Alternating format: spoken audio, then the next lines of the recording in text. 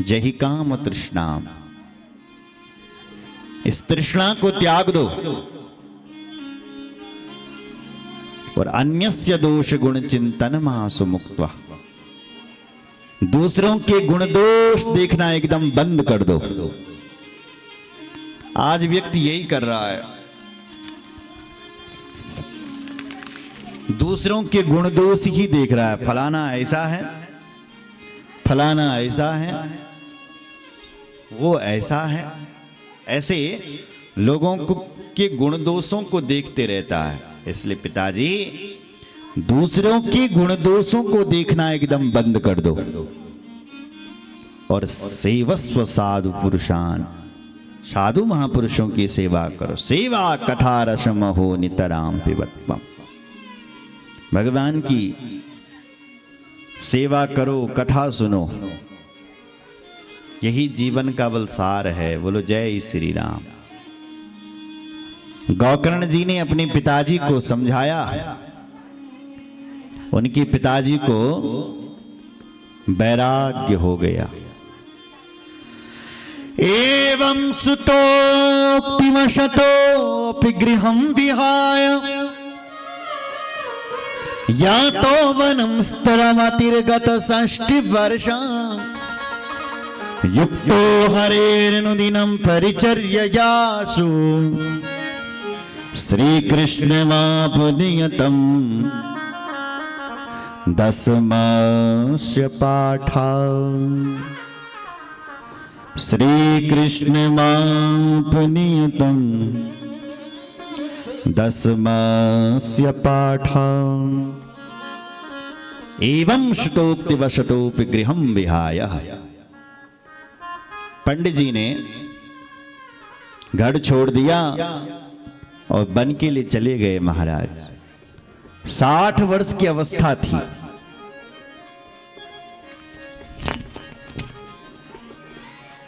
और आज 60 वर्ष की अवस्था में आत्मदेव ने अपना घर छोड़ करके वन के लिए चले गए। भगवान श्री कृष्ण का ध्यान करते हुए, 10वें स्कंद का पाठ करते हुए परम गति के लिए प्राप्त हो गए। बोलो भक्त वत्सल भगवान की। पिताजी तो चले गए, अब धुंधकारी ने अपनी माता जी को पकड़ा। मां, पिताजी तो चले गए, लेकिन पिताजी धन तिजोरी की चाबी आपको दे होंगे, इसलिए हे मां, अब आप बताएं कि पिताजी ने धन कहां रखा है। मां बोली, बेटा जितना था उतने तो तूने सब ठिकाने लगा दिया, अब क्या है मेरे पास, कछु भी तो नहीं है। तो अपनी मां को डांटने लगा, ए दुष्ट मां, बूढ़ी मां, पिताजी तुझे धन दे करके गए और तू मुझे दे नहीं रही है। कवितम तृष्टति ब्रूहि हनिस्से लतया नजे, देख रही यहां लठी, इससे मारूंगा मैं तुझे। जलती हुई लकड़ी को उठाया और अपनी मां को मारने लगा। उसकी मां ने सोचा, ये दुष्ट धुंधकारी बड़ा ही दुष्ट है, ये मुझे जरूर मार देगा। इसलिए धुंधकारी की मां घर से निकल पड़ी और उसको रास्ता कहीं दिखाई नहीं दिया और कहीं जाकर के कुएं में जाकर के मर गई। कूपे पातः कृतौ रात्रौ तेन सा निधनम गतः, कहीं कुएं में जाकर के धुंधली जाकर के मर गई। अब गोकर्ण जी ने सोचा, ये धुंधकारी मुझे मारेगा, मेरा नंबर है। तो गोकर्ण जी तीर्थ यात्रा करने के लिए महाराज निकल पड़े। अब धुंधकारी का मन ही ना लगे घर पर, तो 5 गणिकाओं को खरीद करके ले आया। रोज चोरी करता था, डकैती करता था और उन्हीं 5 को दिया करता था। एक दिन इसने राजा के यहाँ चोरी करी और उन 5 ने सोचा कि देखो, राजा के घर पर चोरी कर दी, अब ये पकड़ा जाएगा, इसकी तो दुर्दशा होगी होगी। ये कहेगा कि वो धन तो मैं इन देवियों को देता हूं, तो इसके साथ साथ हमारी भी दुर्दशा हो जाएगी। इसलिए उन्होंने धुंधकारी को मदिरापान करवाया, बांध दिया और मारने लगी। जब धुंधकारी चिल्लाया, हे देवी मुझे क्यों मार रही हो, तो एक दौड़ करके गई और गरम गरम अंगार लेकर के आई और धुंधकारी के मुख में जाकर के ठुस ठुस में जाकर के भर दिए। तब जाकर के धुंधकारी का प्राणांत हुआ, धुंधकारी मर गया, अकाल मौत मरा, इसलिए महाप्रेत बन गया। गोकर्ण जी को जब पता चला कि हमारा पिताजी, माताजी और बड़ो भाई भी तीनों मर गए, तीनों चले गए संसार से, तो गोकर्ण जी गया में जाकर के उनका श्राद्ध करने लगे, तर्पण करने लगे और सोचा कि भाई अब घर चलते हैं। जैसे ही घर में आए तो एक दिन घर में क्या देखते हैं कि भेड़ का बच्चा घूम रहा है, वो भी आधी रात को। गोकर्ण जी ने जब उसको ध्यान से देखा तो वही हाथी बन गया, फिर उसको ध्यान से देखा तो वही भैंसा बन गया। डर गए गोकर्ण जी, पूछने लगे, गोकर्ण हुआ कस्तं मुगृतुरो रात्रो कुतो यातो दशामि माम किं वह प्रेता पिशाचो वा राक्षसो शीति संसनः।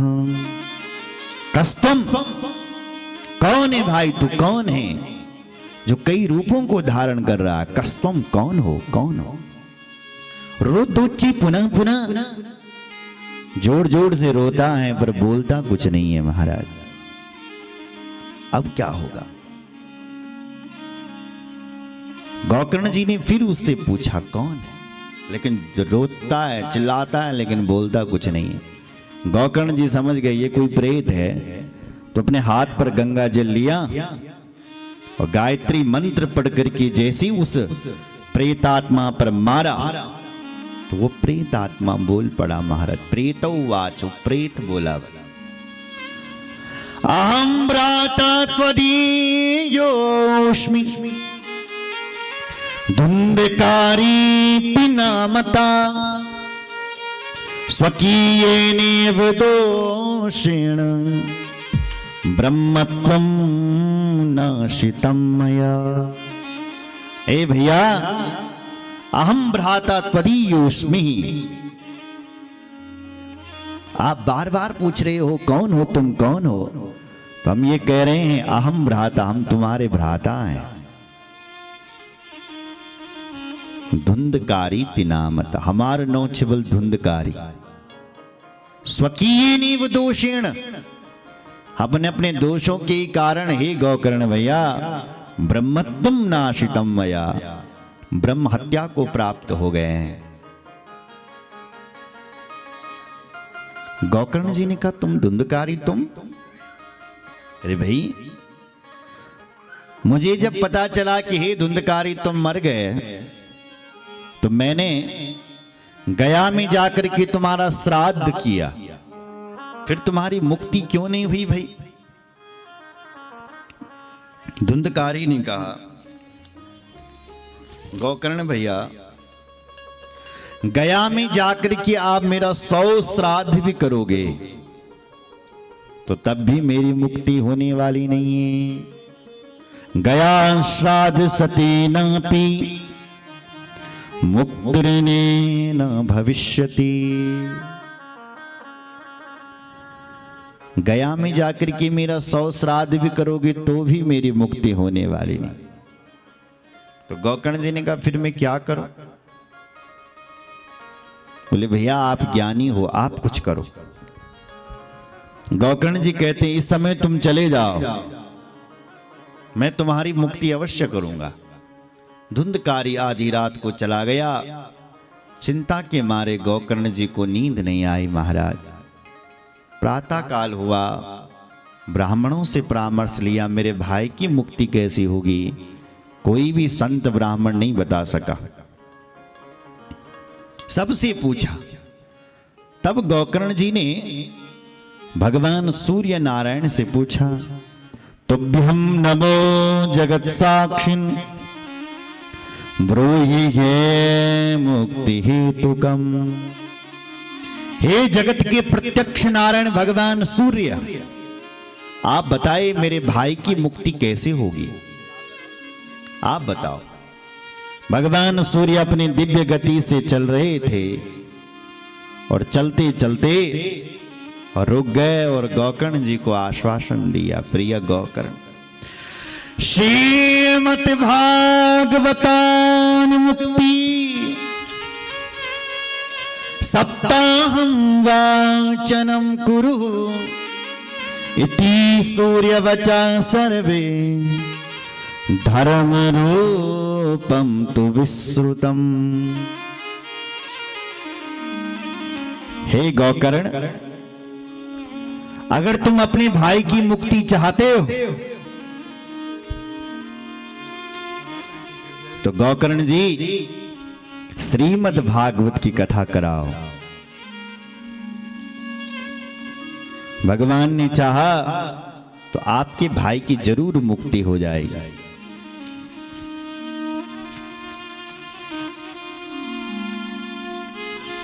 इति सूर्यवचः सर्वे धर्म रूपम तु विश्रुतम।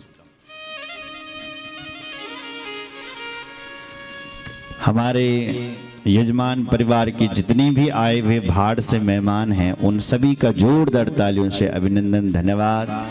उसी श्रृंखला में टिहरी बागी गांव से पूर्व प्रधान युद्धवीर तोपाल जी भी पहुंचे, आपका भी जोरदार तालियों से। और हमारे रोहित तोपाल जी, इन्होंने अपने गांव में 2 बार कथा करवा दी है। एक बार गांव की सामूहिक कथा हुई और दूसरी बात तोपाल परिवार ने अपने पितरों के निमित्त भागवत का आयोजन करवाया। जोरदार तालियों से आपका अभिनंदन। और जितने भी जजमान परिवार के आ रहे हैं मेहमान, उन सभी का अतिथि, उन सभी का जोरदार तालियों से अभिनंदन करते हैं।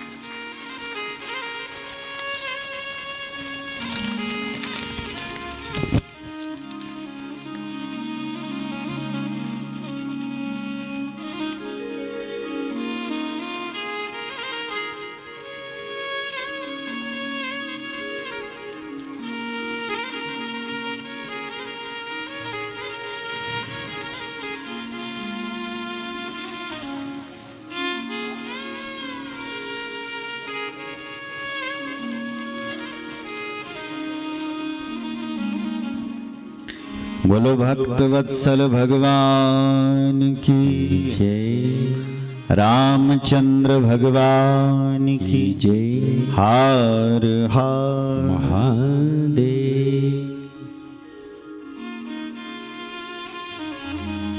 गोकर्ण जी आए और गोकर्ण जी ने धुंधकारी की मुक्ति हेतु भागवत की कथा का आयोजन करवाया महाराज।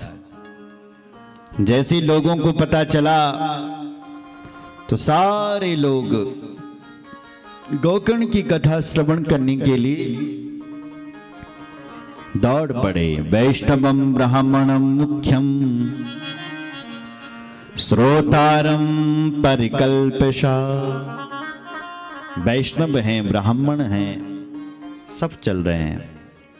धुंधकारी भी आकर के बैठ गया। दक्षिण दिशा की ओर एक बांस का डंडा था 7 गांठ वाला, उसी में आकर के धुंधकारी आकर के बैठ गया। पहले दिन की कथा विराम होती है तो बांस की एक गांठ चटक जाती है। दूसरे दिन की कथा विराम होती है तो बांस की दूसरी गांठ चटक जाती है। ऐसे ही एवं सप्त दिनिश्चैव सप्त ग्रंथि विभेदनम। जिस दिन 7 दिन की कथा विराम हुई उस दिन बांस की 7 गांठें चटक गई महाराज, और धुंधकारी एक अलौकिक रूप धारण करके प्रकट हो गया। दिव्य रूप धरो जातस तुलसी दाम मंडिता, पीतवासा घनश्यामो मुकुटे कुंडलान्विता। दिव्य रूप धारण करता हुआ, पीतांबर फहराता हुआ, मुकुट लहराता हुआ, अलौकिक रूप धारण करके जब धुंधकारी प्रकट हुआ तो गोकर्ण जी ने पूछा तुम कौन हो? तो मंद मंद मुस्कुरा करके बोला आपने मुझे नहीं पहचाना, मैं तो आपका भाई गोकर्ण ओ धुंधकारी हूं।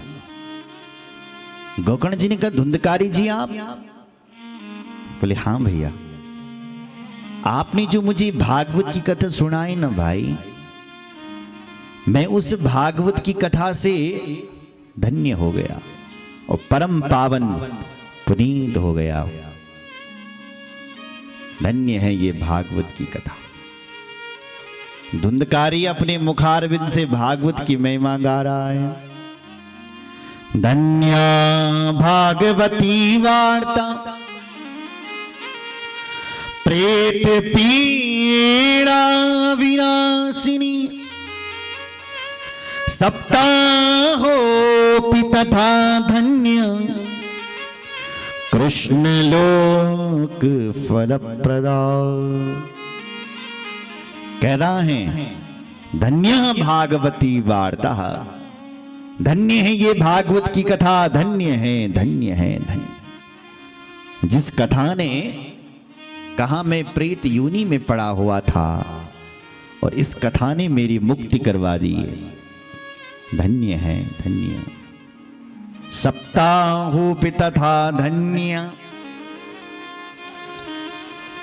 कृष्ण लोक फलप्रदा। कृष्ण लोक प्रदान करने वाली है ये कथा, धन्य है धन्य है। आकाश से एक विमान आया महाराज, और उस पर भगवत पार्षद थे, और भगवान के पार्षदों ने धुंधकारी से कहा कि धुंधकारी बैठिए और चलिए, आप पवित्र हो गए हैं। धुंधकारी बैठने लगा, लेकिन गोकर्ण जी ने भगवान के पार्षदों से पूछा कि हे भैया ये बताओ कि यहां पर हजारों लोगों ने कथा सुनी है, आपने एक ही विमान क्यों लाया धुंधकारी के लिए? जब सबने कथा सुनी थी तो विमान भी सबके लिए आना चाहिए, एक ही विमान आपने क्यों लाया? भगवान के पार्षदों ने कहा गोकर्ण श्रवणस्य विभेदेन फलभेदोत्र संस्थिता, श्रवणम तु कृतं सर्वे न तथा मननम कृतम। देखो भाई, कथा तो सबने सुनी है, लेकिन श्रवण मनन और निध्यासन पूर्वक जो कथा सुनी है वो केवल गोकर्ण, वो केवल धुंधकारी ने सुनी। कोई लोग कथा में समय पास करने के लिए आते हैं, कोई लोग कथा में व्यवहार निभाने के लिए आते हैं, तोपाल जी ने कार्ड दिया तो जाना पड़ेगा। कोई लोग कथा में नींद पूरी करने के लिए आते हैं, तो कोई लोग कथा में समय पास करने के लिए आते हैं, है ना? तो अलग अलग भाव से लोग आते हैं। उसी प्रकार जो व्यक्ति जिस भाव से इस कथा को सुनता है, भागवत की कथा उसी भाव से उसको फल देती है। कोई लोग यूं भी सुन रहे हैं जजमान परिवार कथा की, यदि हम इस कथा को सुनेंगे तो हमारे पितरों की मुक्ति होगी। वो इस भाव से भी कथा सुन रहे हैं। तो जो व्यक्ति जिस भाव से कथा सुनता है भगवान उसको उसी भाव से फल देते हैं। देखो भाई, जब बरखा होती है तो बरसात का पानी तो वही रहता है। जब आकाश से बरखा होती है तो जब वो पानी की बूंद गंगा जी में गिरती है तो गंगा जल बन जाती है, सर्प के मुख में गिरती है तो जहर बन जाती है, कीचड़ में गिरती है तो गंदा नाला बन जाता है, और अमृत में गिरती है तो अमृत हो जाता है। वो पानी तो वही है, वही कीचड़ बन रहा है, वही गंगा जल बन रहा है, वही सर्प के मुख में जहर बन रहा है, पानी तो वही है। उसी प्रकार ये कथा भी तो वही है। जो इस कथा को समय पास करने के लिए सुनते हैं उनका समय भी पास होता है। जो इस कथा को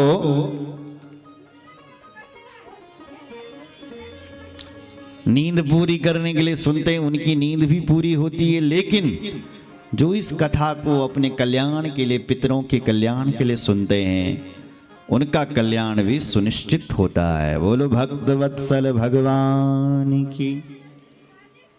आज धुंधकारी चला गया, श्रोता उदास हो गए। गौकर्ण जी ने कहा तुम उदास मत हो, हम पुनः भागवत कथा का आयोजन करेंगे। और जब अगली बार भागवत का आयोजन किया तो जितने श्रोता थे उतने विमान प्रकट हो गए। जब भागवत की कथा विराम, स्वयं भगवान ने गौकर्ण जी को अपने हृदय से लगा दिया। गौकर्ण